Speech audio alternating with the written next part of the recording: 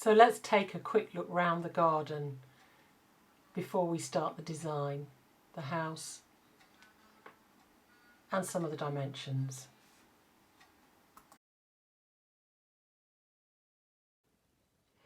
So here's a real rough guess at early options for your design of your garden, given everything we've said so far about aspects and slopes and options for slopes and the soil, etc. And depending on what you choose, we can work around where we go from here.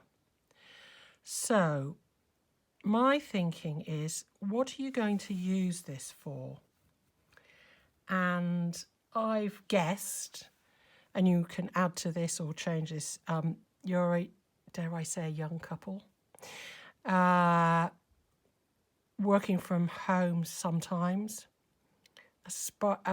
self-employed, going out to work, one of you out to work most of the time.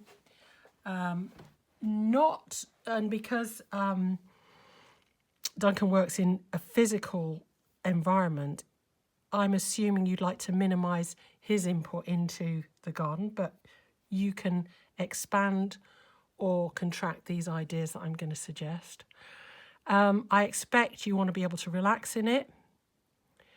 There's a question in my head as whether you'd like to write from it, as in, you know, have a dedicated sanctuary writing area, as well as a sunning area and an eating area. And we have to remember that the sun here, evening meals here are probably going to be out of the question given the way the sun encroaches during the day. And I'm thinking more of the summer months really, because usually in Britain it's too cold to go out much for the rest of the time. And this area will probably be even still more shady, with this one being sunny. I know you've got a patio here now, so I'm going to throw some ideas about here. And from the photographs, at the moment I've just seen some tools here, so we need to think about some tools. And some sort of accommodation. My guess is, but tell me if I'm wrong, 2 meters this way is a token patio. That actually you'd need to go out at least another ½ a metre or even a metre here if you wanted a sitting down, grabbing breakfast and lunch patio. So think beyond this, what you want to do with this time and to do with the areas. And you might say, no, we don't want to do anything here. We want this just to be, you know, hanging out the washing, or we want it to stay as a 2 metre patio where we don't do a great deal.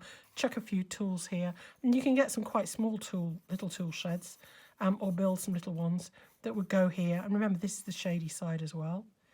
So you could keep it very, very simple. Keep it as it is. Have your patio here as one option. And exploit the rest of this ground, having layered some of it, at least, depending on where we go, with soil, added some decent depth of topsoil and some good nutritious soil to feed stuff where you want to.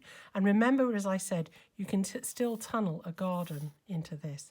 I'm assuming as well in your brief that you may want to break up the garden. If you break it up, it won't seem as long. If you want a long garden, then avoid all breaking up of that garden, if you want that long, narrow look. If you want to feel that there is some mystery around the garden and it's a little bit different, then you've got a couple of options, because breaking it up will and weaving your way through it will make you, rather than a straight pathway down or whatever, will make you feel that it's bigger, more different. And to zone it up is also another good idea if you don't want the long, narrow look. And I'm going to assume for the sake of this you don't. If you do, you can put a vegetable plot here, you can have your patio here, and your bit of garden for whatever you want to sit out and do in the meantime. That's the simplest route.